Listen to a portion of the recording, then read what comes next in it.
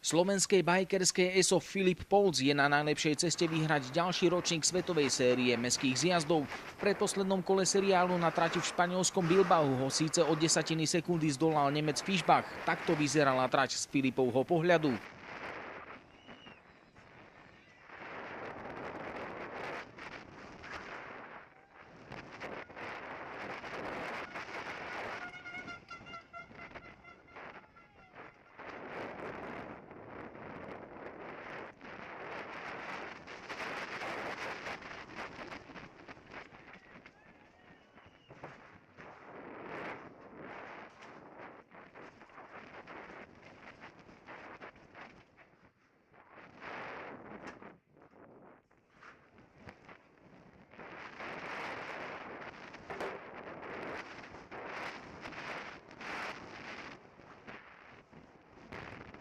Človek vždycky chce vyhrať, to je samozrejme, človek ide na každý pretek, ale minimálne ja idem na každý pretek s tým, aby som bol najrýchlejší a tentokrát to bolo tesné, ale prehral som vlastne s najlepším jazdcom z Nemecka, čo jazdí celú sériu City Downhill World Tour a naháňame sa tam vždycky o stotinky, tak teraz som to dostal naspäť. O prvenstvo v celkovom poradí však neprišiel a tak si teraz Filip vychutnáva kúpeľný mini oddych v Rajeckých Tepliciach, samozrejme aj ten na bicykli. Kde sú schody, tak tam chcem jazdiť, takže pre mňa je to stále super príležitosť niečo si vyskúšať, niečo nové a každé schody majú nejaký charakter a niečo je tam na nich ťažké, takže aj túto človek zoskočí, musí zatočiť hneď, takže je to stále tréning a zábava.